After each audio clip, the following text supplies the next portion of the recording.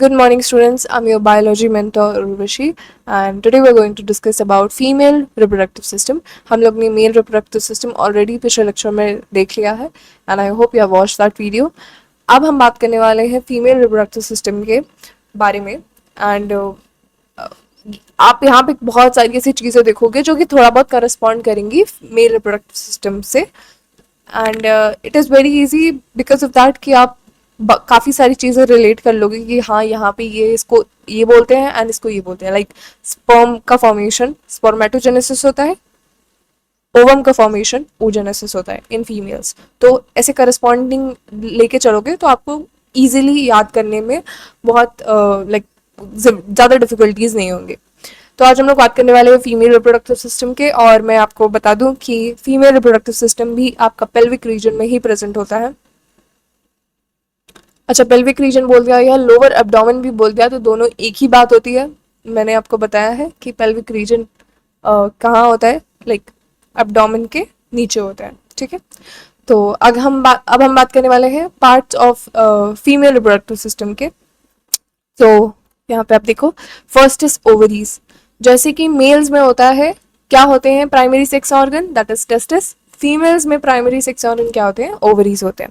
And ovaries do what they, जैसे कि mails में आपने पढ़ा कि हाँ वो स्पर्म बनाते हैं, ओवरीज टेंड टू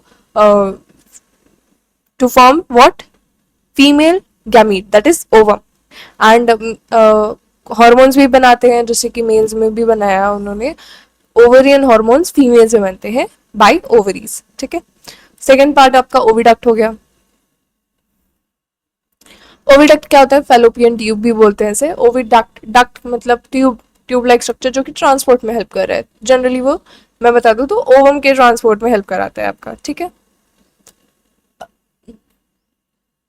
अच्छा ट्रांसपोर्ट क्यों होना है, क्योंकि लाइक फर्टिलाइजेशन एम्प्यूला में होती है। ठीक है, मैं भी बताऊंगी कैसे क्या है लोकेशन है, एम्प्यूला में होती है। तो ओवम को ओवरी से एम्प्यूला में आना, एम्प्यूला के बाद जब फर्टिलाइजेशन हो जाती है एंड जाइगोट बन जाता है, फिर वो मल्टीपल क्लीवेज शो करता है ना, क्लीवेज डिवीजन होते हैं उसमें, फिर वो जाके यूट्रस की वॉल पे लाइन करता है, जो कि मैंने आपको एकदम स्टार्टिंग में बताया है पिछले लेक्चर की वीडियो में कि यूटेराइन वॉल से अटैचमेंट होती है।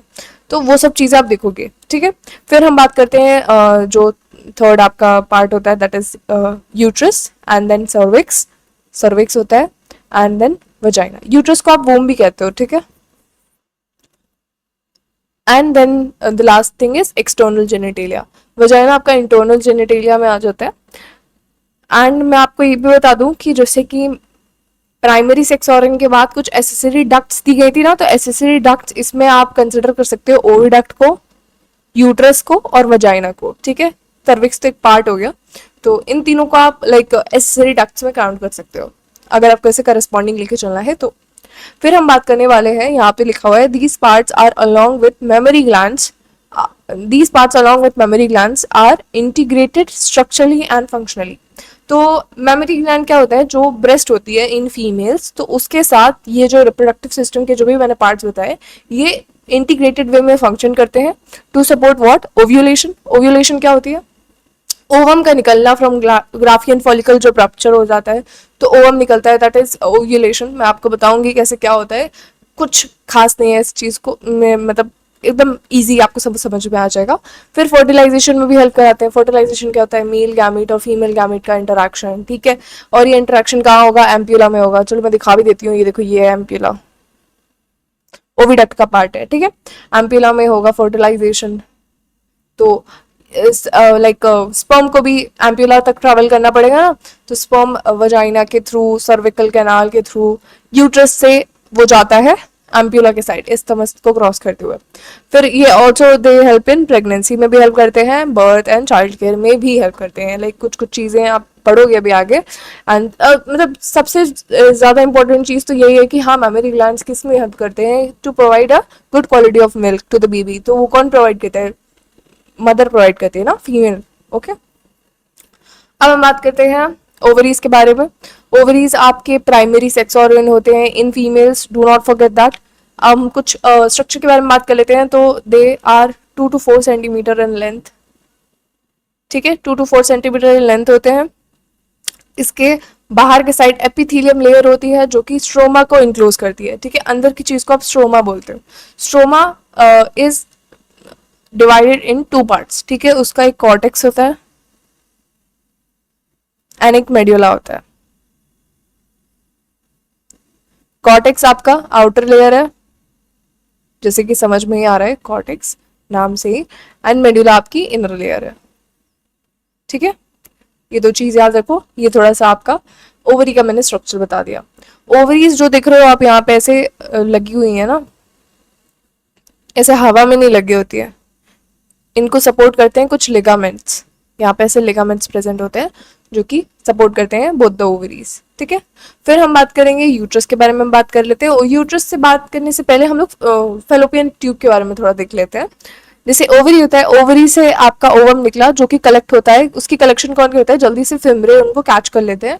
तो correction of ovum is done by fimbriae जो कि इनफंडिबुलम का पार्ट है, ठीक है। इनफंडिबुलम क्या है, first part of fallopian tube.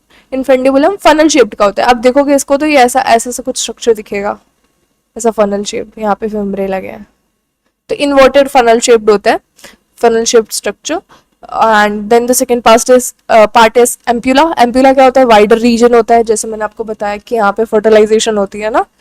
अच्छा, मैं थोड़ा सा और आपको बताऊं इन डेप्थ की, तो इस्थमस और एम्प्यूला के कुछ जंक्शन होता है, वहां पे फर्टिलाइजेशन होता है। पर आपके एज पर योर सिलेबस आप एम्प्यूला लिखोगे कि what is the site of fertilization, that is ampulla, ठीक है।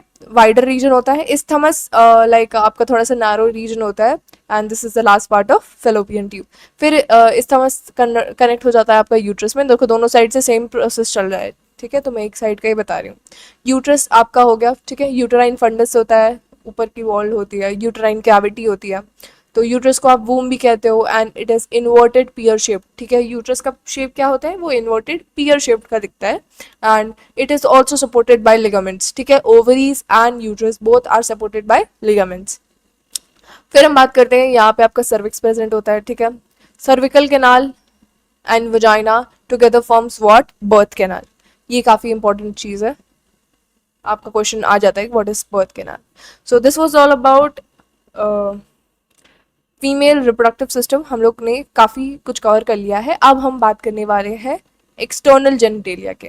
तो in the next slide let's talk about external genitalia.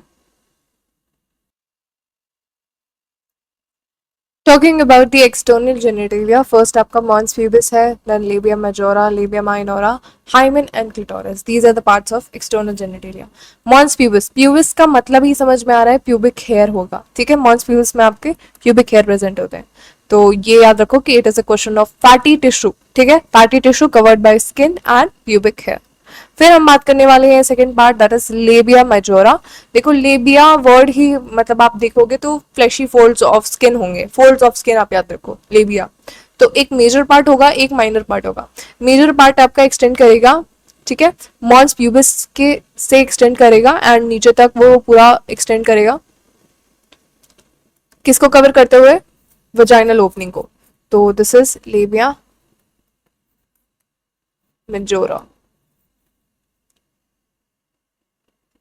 Flashy fold tissue extend down from mons and surrounds vaginal opening, ठीक है। फिर मैं दूसरे कलर में बता देती हूँ, दिस थिंग, यहाँ पे एक और फोल्ड ऑफ स्किन आप देखोगे, दिस इज नोन एज एक paired fold of skin, this is known as labia minora, ठीक है। मेजर पार्ट हो गया, माइनर पार्ट हो गया, labia minora. Paired fold under under होता है, ठीक है, लेबिया मेजोरा के अंडर लेबिया माइनोरा होता है।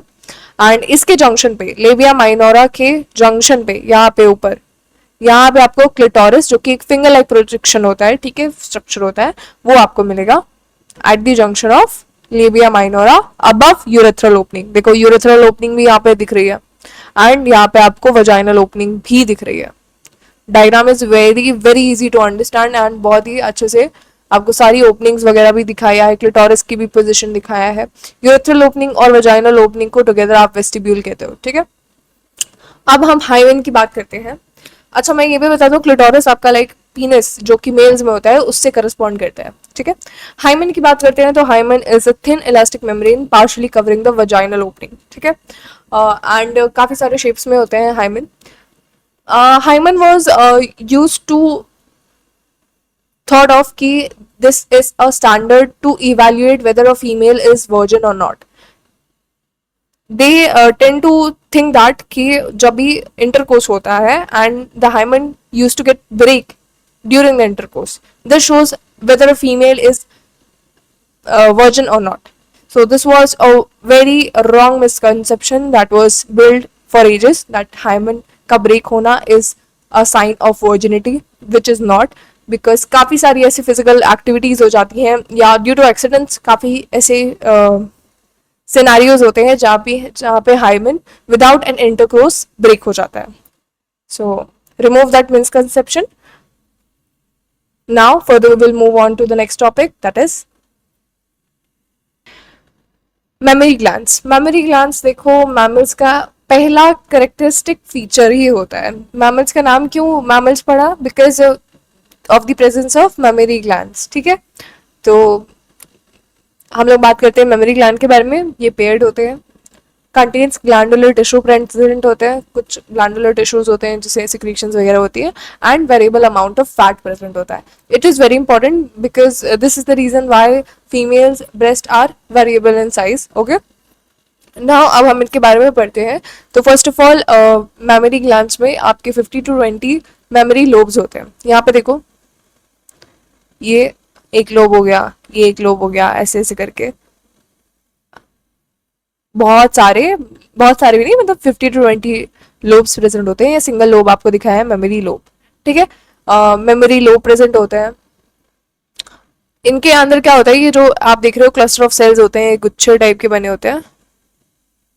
These cells are known as, मतलब ये जो गुच्छे बने होते हैं, इन सेल्स को वो हम लोग बोलते हैं एल्वेलाई.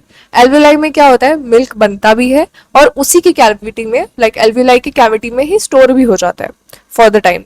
फिर मिल्क कहाँ जाता है, फिर वो ओपन होता है मेमोरी ट्यूब्यूल्स. ये ट्यूब लाइक स्ट्रक्चर आप देख रहे हो, ऐसे ट्यूब लाइक स्ट्रक्चर, ये सारे these are known as mammary tubules. Mammary tubules में ओपन होता है एंड फिर एक वो सिंगल लोब में मतलब जाके कनेक्ट होता है, विच इज नोन एज, ये देखो मेमोरी ट्यूब्यूल हो गया आपका, ठीक है. फिर हो गया एक सिंगल लोब, या आप कह सकते हो एक सिंगल डक्ट में मिल जाता है, which is known as mammary duct. ये आप देखो खूब सारे ट्यूब्यूल्स आए एंड मेमोरी डक्ट में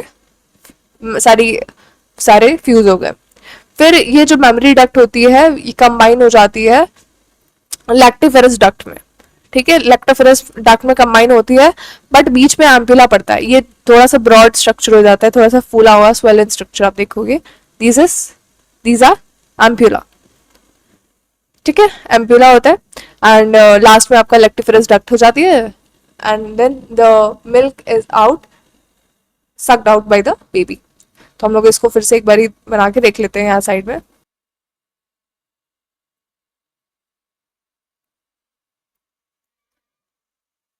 क्या बताया था मैंने कि मेमोरी लोब्स प्रेजेंट होते हैं, 15 to 20 मेमोरी लोब्स होंगे, ठीक है.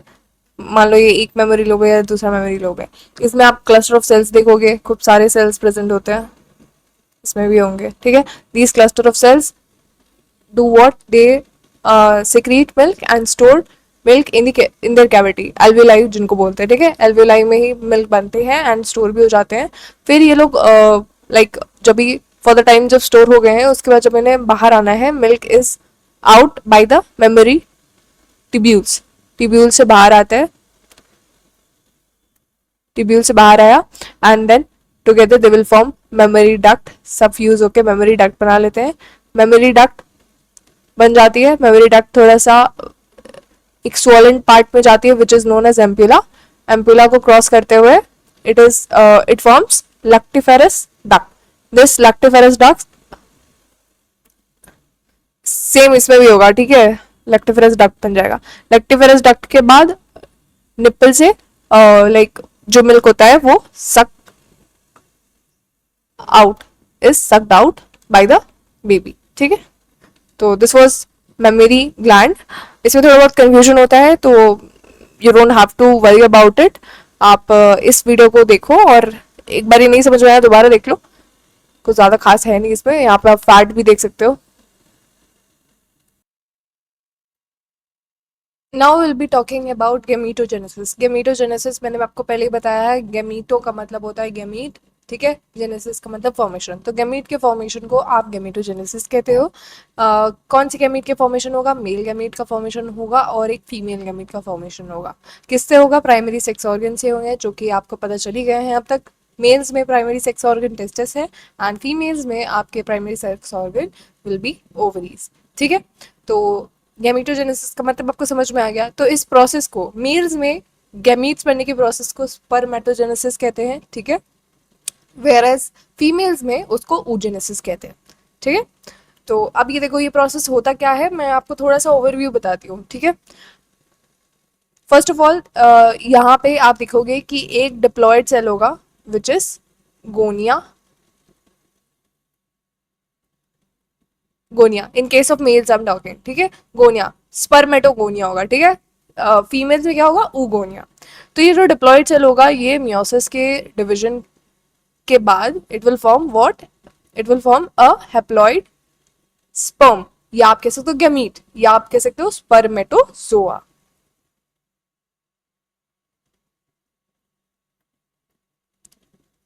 स्पर्म्स को स्पर्मेटोजोआ कहते हो ना, ठीक है। तो देखो इसमें क्या होता है कि आपके मियोसिस डिवीजन होता है, ठीक है। मियोसिस वन, आप मियोसिस टू देखोगे, दोनों मियोटिक डिवीजन होगा, ठीक है। बट इसमें ना आप देखोगे कि 4 सेल्स बनते हैं। इन केस ऑफ स्पर्मेटोजेनेसिस आपके 4 सेल्स बनेंगे, 4 एक टाइम पे 4।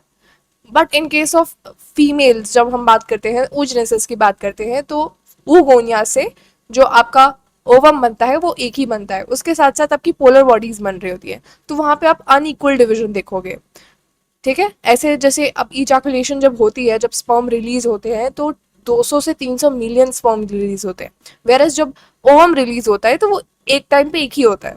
तो आप समझ सकते हो कि वैरायटी या वेरिएशन इन नंबर्स आप समझ सकते हो। तो ये चीज आपको याद रखनी है। चलो ठीक है, अभी हम लोग बात करने वाले हैं कि स्पर्मेटोजेनेसिस होता क्या है। अच्छा, प्लॉइडी लेवल तो आपको समझ में आ ही गया होगा। देखो मियोसिस आपका क्या होता है? रिडक्शनल डिवीजन होता है, ठीक है। Meiosis one and meiosis two होता है। माइटोसिस क्या होता है? माइटोटिक डिवीजन क्या होते हैं? जहां पे प्लॉइडी चेंज नहीं होती है। डिप्लॉइड है तो डिप्लॉइड ही बनेगा, हैप्लॉइड है तो हैप्लॉइड ही बनेगा। But in case of meiosis आपकी प्लॉइडी चेंज होती है, दैट इज डिप्लॉइड से हैप्लॉइड बन जाएगा, टेट्राप्लॉइड है तो डिप्लॉइड बन जाएगा। टेट्राप्लॉइड मतलब देखो 4n है तो ये डिप्लॉइड बन जाएगा, और अगर डिप्लॉइड है तो हैप्लॉइड बन जाएगा। अब हम बात करते हैं कि गैमेटोजेनेसिस स्टार्ट कब होता है। तो एट प्यूबर्टी, ठीक है, प्यूबर्टी पे स्टार्ट होता है। प्यूबर्टी पे जब स्टार्ट होता है तो एक हार्मोन रिलीज होता है, that is gonadotropin releasing hormone, जो हाइपोथैलेमस रिलीज करवाता है and it will go and act on interior pituitary, मतलब anterior lobe of pituitary gland, ठीक है, उस पर एक्ट करता है। फिर वो क्या करता है, देखो नाम से ही समझ में आ रहा है, गोनेडोट्रोपिन रिलीजिंग हार्मोन, तो कुछ हार्मोन्स रिलीज करने का ये सिग्नल है। तो कौन कौन से हार्मोन रिलीज होते हैं? First is LH and the second one is FSH। LH मतलब ल्यूटिलाइजिंग हार्मोन, FSH मतलब follicle stimulating hormone. Luteinizing hormone देखो L लिखा है तो यहाँ पे लिडिक सेल्स है, ठीक है, acts at lytic cells। lytic cells क्या होते थे? आपके interstitial cells. Do you remember that? Interstitial cells जो कि क्या करते थे? एंड्रोजेंस बनाते थे। एंड्रोजेंस क्या करते हैं आपके? Like I am sorry, male sex hormones होते हैं ना एंड्रोजेंस, ठीक है। तो लाइक ये मेल सेक्स हार्मोन्स पे एक्ट करते हैं, लिटिक सेल्स पे एक्ट करते हैं, जो कि अल्टीमेटली प्रोडक्शन बढ़ाते हैं किसका? मेल सेक्स हार्मोन का। फिर फॉलिकल स्टिमुलेटिंग हार्मोन हो गया FSH, देखो यहाँ पे एस लिखा है, मतलब सर्टोरी सेल्स पे एक्ट कर रहा है and it will do what? It will release कुछ फैक्टर्स रिलीज करेगा जो कि हेल्प करते हैं इन स्पर्मियोजेनेसिस। अब देखो स्पर्मियोजेनेसिस क्या होती है, you might get confused, but कोई कंफ्यूजन की बात नहीं है, हम लोग इसी स्लाइड में पढ़ेंगे कि स्पर्मियोजेनेसिस क्या होती है, ठीक है। तो आपको समझ में आ गया कि प्यूबर्टी पे गोनेडोट्रोपिन रिलीजिंग हार्मोन हाइपोथैलेमस से रिलीज होता है, जो कि आकर एक्ट करता है anterior lobe of pituitary gland.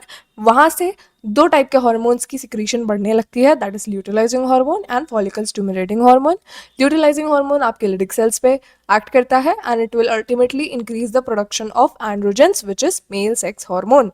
And Sertoli cells क्या पे लाइक सॉरी एफएसएच जो होता है वो सटोरी सेल्स पे एक्ट करता है, and it will help in releasing some factors जो कि स्पर्मियोजेनेसिस में हेल्प करते हैं. स्पर्मियोजेनेसिस क्या होता है आप वो देखते हैं. So let's start with the process spermatogenesis. ठीक है, स्पर्मेटोजेनेसिस क्या होता है? प्रीमोर्डियल जर्म सेल्स होते हैं कुछ जो कि पहले एंटर करते हैं टेस्टिस में. पहले से ही नहीं है कि स्पर्मेटोगोनिया बना हुआ है. कुछ सेल्स होते हैं जो कि हाँ डिफरेंशिएट करके टेस्टिस में जाके डिफरेंशिएट होंगे और स्पर्मेटोगोनिया बनाएंगे. ठीक है, बर्थ से प्यूबर्टी के बीच में ये सारे प्रोसेस होता है जो कि लाइक प्यूबर्टी की एज क्या है 12 to 14 ईयर्स. ठीक है, इन मेल्स. फिर स्पर्मेटोगोनिया बनता है जो पॉलिफरेट करता है by mitotic cell division inside testis. ठीक है, इनसाइड टेस्टिस ये जो स्पर्मेटोगोनिया एक ही सेल था. ठीक है, स्पर्मेटोगोनिया का एक ही सेल था. अब उसको खूब सारे स्पर्मेटोगोनिया बनाने हैं. तो लाइक देखो स्पर्मेटोगोनिया जो था ना आपका ये भी डिप्लॉयड है और प्राइमरी स्पर्मेटोसाइट भी डिप्लॉयड ही रहता है. तो देखो प्राइमरी स्पर्मेटोसाइट क्या होता है? काफ़ी बच्चे इस पे कंफ्यूज रहते हैं. जो स्पर्मेटोगोनिया है ना जब माइटोटिक डिवीजन कर लेता है, मतलब माइटोटिक डिवीजन है कि माइटोटिक डिवीजन है कि प्लॉइडी लेवल में चेंज नहीं आएगा बट काफ़ी सारे सेल्स बन जाएंगे. सपोज ये एक सेल से इसने 5 सेल्स बना दिए. ठीक है, 1 2 3 4 5. ठीक है, 5 सेल बने. उसमें से ये जो एक सेल है ये इसने कुछ सिग्नल्स ओबे किए और ये बन गया प्राइमरी स्पर्मेटोसाइट. ठीक है, स्पर्मेटोसाइट बन गया ये. तो ये अब जाएगा लाइक ये सेल होगा ये फर्दर डिवाइड करेगा. सोचो 5 सेल्स में से आपका एक सेल होता है जिसको लगता है कि नहीं वो कुछ सिग्नल्स ओबे करता है और वो प्राइमरी स्पर्मेटोसाइट बन जाता है जो कि अभी भी डिप्लॉयड ही है. Note that. ठीक है, प्राइमरी स्पर्मेटोसाइट से फिर वो अब मियोसिस चालू करेगा. तो मियोसिस में मियोसिस 1 जो होता है वो आपका रिडक्शनल डिवीजन होता है. रिडक्शनल डिवीजन होता है मतलब यहाँ पे प्लॉइडी चेंज होगी, डिप्लॉइड से हैप्लॉइड सेल बन जाएगा. ठीक है, और मियोसिस 2 जो होता है इट इज इक्वेशनल डिवीजन. मतलब आप कह सकते हो ये इक्विवेलेंट होता है माइटोसिस के. ठीक है, it is equivalent to mitosis. ठीक है, तो यहाँ पे आप देखो कि प्राइमरी यूसाइट से माइटोटिक डिवीजन हुए. फर्स्ट माइटोटिक डिवीजन हुआ तो आपका सेकेंडरी स्पर्मेटोसाइट बन गया. अब सेकेंडरी स्पर्मेटोसाइट क्या होगा? It will be haploid. फिर हम बात करते हैं जो सेकेंडरी स्पर्मेटोसाइट्स हैं वो फर्दर फिर डिवाइड करेंगे. मियोटिक डिवीजन 2 होगा. ठीक है, माइटोसिस 2. उसके बाद जानते हो आप कि नंबर में कोई चेंज नहीं, प्लॉइडी में कोई चेंज नहीं होगा. फिर आपके स्पर्मेटिड्स बन जाएंगे. ठीक है, प्लॉइडी क्या रहेगी? हैप्लॉइड ही रहेगा. ये जो स्पर्मेटिड्स होते हैं ये देखो अभी तक स्पर्म नहीं बना है, स्पर्मेटिड्स बने. ये वाली जो सेल्स हैं आपके ये स्पर्मेटिड्स है. अब ये कुछ डिफरेंशिएशन करते हैं, कुछ डिफरेंशिएशन होती है and they will form mature sperm. ये स्पर्म बन जाता है. This is sperm. डायग्राम थोड़ा सा लाइट हो गया. तो देखो एक सेल से 4 स्पर्म बन रहे हैं. ठीक है, यहाँ पे डेज भी दिया हुआ है आपको. मेच्योर स्पर्म बन गए आपके. तो ये जो डिफरेंशिएशन होती है स्पर्मेटिड से मेच्योर स्पर्म बनने का जो प्रोसेस होता है उसको आप बोलते हो स्पर्मियोजेनेसिस. ठीक है, यहाँ पे हम लोग ने पढ़ा था ना spermiogenesis. This is what spermiogenesis is. Spermatid से मेच्योर स्पर्म का डिफरेंशिएशन होना, लाइक स्पर्मेटिड का डिफरेंशिएशन होना to form mature sperm, that is known as spermiogenesis. And इनको क्या बोलते हैं? स्पर्मेटोजोआ बोलते हैं स्पर्म्स को. ये तो आपको पता ही है. ठीक है, फिर यहाँ पे लिखा है sperm is release from seminiferous tubules by spermiation. तो देखो बनते कहाँ हैं स्पर्म? ये तो आपको पता ही है कि सेमनीफेरस ट्यूब्यूल में, मतलब टेस्टिस में बनते हैं. उसमें भी मोर स्पेसिफिकली सेमनीफेरस ट्यूब्यूल्स में बनते हैं. तो अब सेमनीफेरस ट्यूब्यूल से जब स्पर्म रिलीज होते हैं डक्ट्स में उसको हम स्पर्मिएशन कहते हैं. तो आप कंफ्यूज मत होना स्पर्मेटोजेनेसिस, स्पर्मियोजेनेसिस, स्पर्मिएशन में. ठीक है, इन तीनों चीज़ों को अच्छे से डिटेल में मैंने आपको समझा दिया है. Do not gate confused in that. ठीक है, यहाँ पे भी आप देख सकते हो स्पर्मेटोगोनिया है, प्राइमरी स्पर्मेटोसाइट है, फिर सेकेंडरी स्पर्मेटोसाइट आपको दिखेगा, फिर स्पर्मेटिड्स बनते हैं एंड देन स्पर्मेटोजोआ बनता है. ठीक है, और ये जो सटोरी सेल्स होते हैं ना, जो ये मेच्योर स्पर्म जो बनते हैं वो अपना हेड एम्बेड कर देते हैं इन सर्टोरी सेल्स. स्पर्मिएशन से पहले वो सर्टोरी सेल्स में अपना हेड एम्बेड कर देते हैं, फिर स्पर्मिएशन होता है. ठीक है, तो मैंने आपको सीक्वेंस में भी बताया है कि पहले स्पर्मेटोगोनिया होगा, वो प्राइमरी स्पर्मेटोसाइट बनाएगा, प्राइमरी से सेकेंडरी स्पर्मेटोसाइट बनेगा, फिर स्पर्मेटिड्स बनते हैं, देन लास्ट में आपका स्पर्म्स बनता है। फिर जो स्पर्म्स होते हैं वो अपना हेड एम्बेड कर देते हैं सटोरी सेल्स में for nutrition, and then lastly जब समनीफेरस ट्यूब्यूल से स्पर्म रिलीज होते हैं उसको स्पर्मिएशन कहते हैं। अच्छा, स्पर्म अगर पीनस से लाइक एक्सटर्नल जेनिटेलिया से रिलीज हो रहे हैं तो उसको इजैकुलेशन कहते हैं। तो ये डिफरेंस है, ठीक है, फर्क है इसमें कि स्पर्म कहाँ से रिलीज हो रहा है, ठीक है। Now we'll be talking about the characteristic features of the mature sperm which is formed. Microscopic होता है ये, क्योंकि ऑब्वियसली अगर ये 1 सेंटीमीटर का भी होगा ना तो 200 से 300 मिलियन एक एजैकुलेशन में होता है, तो लाइक पूरा रूम भर जाएगा अगर 1 सेंटीमीटर का होगा। तो आप सोच सकते हो कितना ज़्यादा माइक्रोस्कोपिक होता है। एंड जैसे कि मैंने बताया कि एक एजैकुलेशन में 200 से 300 मिलियन स्पर्म रिलीज होते हैं। एंड टू बी फर्टाइल उसमें से 60% जो भी स्पर्म है उसमें से 60% के पास नॉर्मल शेप एंड साइज होने चाहिए, एंड 40% जो होते हैं वो विग्रसली मोटिलिटी उनमें होनी चाहिए, विग्रसली मोटाइल होने चाहिए वो, ठीक है। If they are not like that, जो भी स्पर्म रिलीज हो रहा है अगर उसमें ये कंपोजिशन या ये परसेंटेज थोड़ा ऊपर नीचे होता है तो वो it will affect in the fertility, मतलब वो इनफर्टाइल कर देगा, ठीक है। और ducts and glands are important for maturation and motility. जो भी डक्ट्स, जो भी ग्लैंड्स हम लोग ने पढ़े हैं वो सब इम्पॉर्टेंट है for the maturation of the sperm and for the motility of the sperm. अब हम यहाँ पे इसका डायग्राम देख लेते हैं स्पर्म का। प्लाज्मा मेम्ब्रेन से पूरा ही स्पर्म हेड टू टेल पूरा कवर होता है, ठीक है। उसका हेड पार्ट होता है, हेड पार्ट में आप देखोगे कि न्यूक्लियस कंटेनिंग क्रोमोसोमल मटेरियल होता है, जो कि कौन सा प्लॉइडी कौन सी होगी, हैप्लॉइड होगा, ठीक है, क्योंकि स्पर्म बन चुका है। एंड यहाँ पे हेड के टिप पे आप देखोगे एक्रोजोमल टिप होती है, जिसको आप पर्टिकुलरली एक्रोजोम भी कह सकते हो। एक्रोजोम में खूब सारे एंजाइम्स प्रेजेंट होते हैं। एंजाइम्स इसलिए प्रेजेंट होते हैं कि जब फ्यूजन होना होता है तो जो ओवम की जो लेयर है उसको डिग्रेड करने के लिए ये एंजाइम रिलीज होते हैं ताकि न्यूक्लियस अंदर जाए और फ्यूजन हो सके, ठीक है। एंड देन नेक प्रेजेंट होता है, नेक आपका बहुत ही फ्लेक्सिबल नेक होता है जो कि मोटिलिटी में हेल्प करेगा। मिडिल पीस होता है, मिडिल पीस में क्या होता है, खूब सारे नंबर में माइटोकॉन्ड्रिया प्रेजेंट होते हैं। माइटोकॉन्ड्रिया आपके एनर्जी सोर्स होते हैं जो कि स्विमिंग में, मतलब आप कह सकते हो मोटाइल मोशन में हेल्प करेंगे, ठीक है। और टेल होती है इसकी फ्लैटरिंग, लाइक फ्लैटर करती है फॉर द मोशन। सो यहाँ से भी क्वेश्चन पूछा जाता है। तो this was about the sperm. Now Now we'll be discussing about oogenesis, which is the process of formation of female gamete, that is ovum. ठीक है, it is initiated during embryonic development stage. देखो mails में अभी हमने पढ़ा तो ये कब इनिशिएट होता है, it is initiated at the time of puberty, but in females ये थोड़ा डिफरेंट हो जाता है। ये एम्ब्रॉयनिक डेवलपमेंट जब हो रही होती है तभी चालू हो जाता है oogenesis, ठीक है। और मिलियंस ऑफ oogonia, oogonia मैंने जैसे आपको बताया उसमें जर्म सेल्स होते हैं जो कि बाद में माइटोटिक डिवीजन करके जो गैमीट है वो बनाएंगे, oogonia ओवम बनाएगा। तो millions of oogonia in each ovary पहले ही बन जाते हैं क्योंकि बर्थ के बाद इनका नंबर इंक्रीज नहीं होने वाला है। उसमें से भी कुछ स्पेशलाइज्ड सेल्स होते हैं जो प्राइमरी यूसाइट्स होते बन जाते हैं, ये ही आगे जाकर डिवाइड होके ओवम बनाएंगे। इसमें से जो ये प्राइमरी यूसाइट्स होते हैं ये अरेस्ट हो जाते हैं प्रोफेज 1 में। देखो मियोसिस 1 होता है, मियोसिस 2 होता है। मियोसिस 1 में प्रोफेज, मेटाफेज, एनाफेज, टीलोफेज, इन सब के आगे 1 1 लगा दो। मियोसिस 2 में भी प्रोफेज, मेटाफेज, एनाफेज, टीलोफेज, इसमें 2 लगा दो, ठीक है। तो ऐसा होता है। तो प्राइमरी यूसाइट क्या होते हैं, मियोसिस 1 के प्रोफेज 1 में ये अरेस्ट हो चुके हैं। इसके बाद जो स्टोरी चलेगी वो प्यूबर्टी के बाद चालू होगी, ठीक है। अभी यहाँ तक प्रोफेज 1 में सब अरेस्ट है। अब इसको देखो, तो अब ये समझने का ट्राई करना, क्योंकि अगर आप ये समझ जाओगे तो आप काफ़ी चीज़ें मतलब जल्दी से ग्रैब कर लोगे।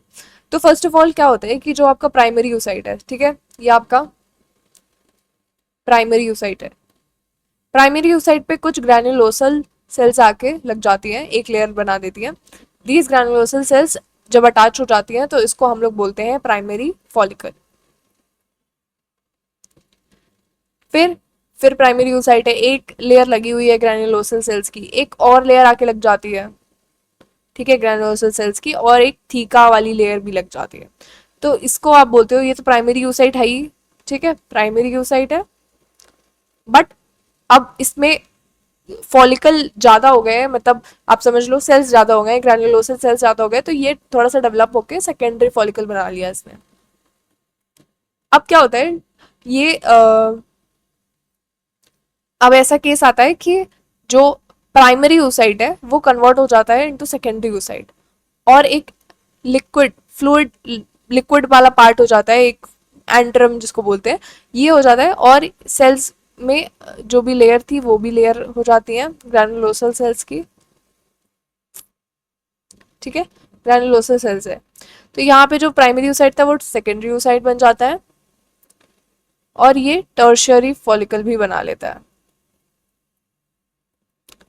तो सेकेंडरी oocyte आपको टर्शियरी फॉलिकल में ही दिखेगा।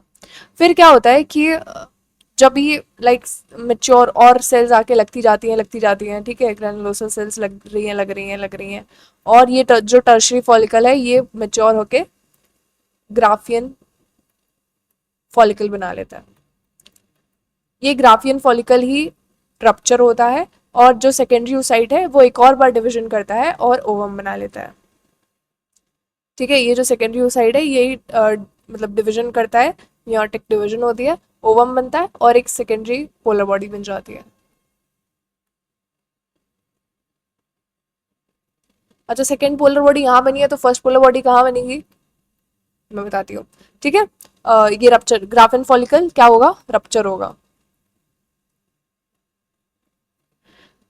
जब भी प्राइमरी oocyte से सेकेंडरी oocyte बन रहा होता है तभी डिवीजन होता है और एक फर्स्ट पोलर बॉडी निकल आती है, ठीक है, first polar body.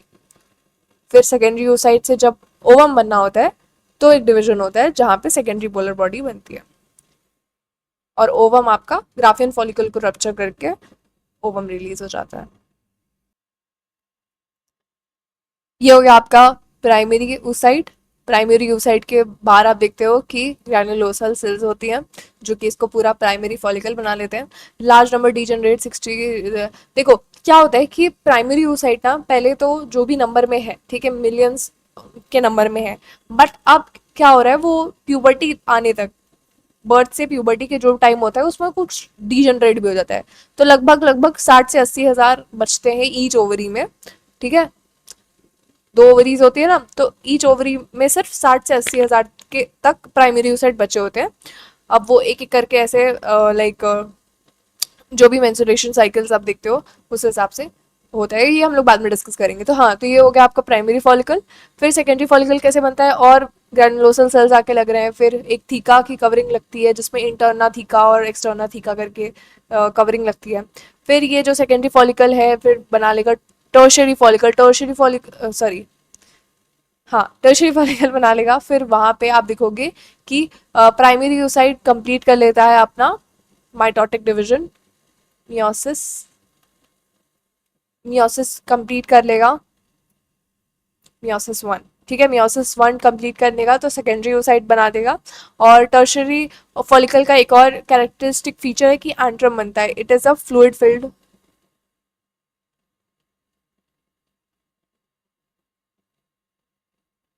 Fluid filled body होती है। यहाँ पे आप देखो, मैं भी डायग्राम दिखाऊंगी, फ्लूइड फिल्ड बॉडी होती है जहाँ पे जो आपका फिर tertiary follicle matured Graafian follicle बना लेता है, एंड ग्राफियन फॉलिकल से फिर आपका सेकेंडरी oocyte रिलीज हो जाता है, एंड वो फिर डिवाइड करके ओवम और सेकेंडरी पोलर बॉडी बना लेता है, सेकेंड पोलर बॉडी, सेकेंडरी नहीं, सेकेंड पोलर बॉडी। तो एक बार इसमें इसमें देखते हैं, देखो इधर आओ,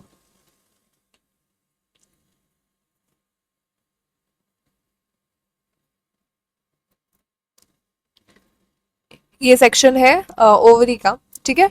तो यहाँ पे क्या होता है कि देखो ब्लड वेसल्स प्रेजेंट होते हैं, प्राइमरी oocyte, प्राइमरी oocyte है, प्राइमरी oocyte ये अंदर प्रेजेंट है, इसके बाहर आप देखोगे कि ग्रैनुलोसल सेल्स की कवरिंग लग गई है तो इसको प्राइमरी फॉलिकल बोल दिया।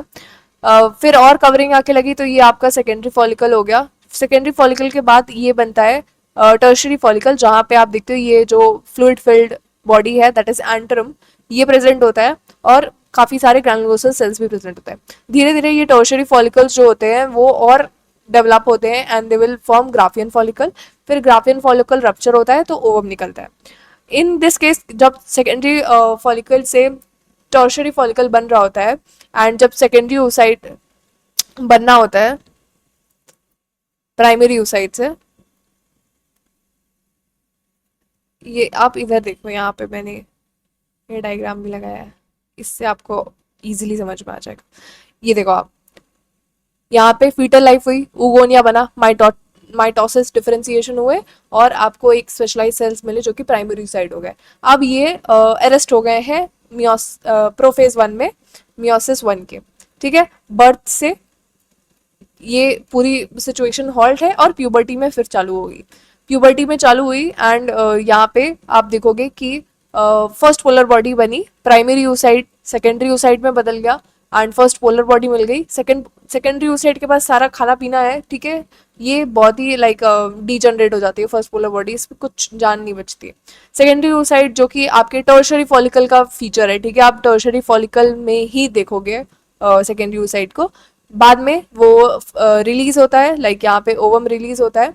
कैसे? सेकेंडरी oocyte डिवाइड करता है, सेकेंडरी पोलर बॉडी बनती है, सेकेंड पोलर बॉडी बनेगी और एक ओवम बनेगा और ओवम रिलीज हो जाता है ग्राफिन फॉलिकल से, जो कि आपका एक एडल्ट रिप्रोडक्टिव लाइफ का स्टेज है।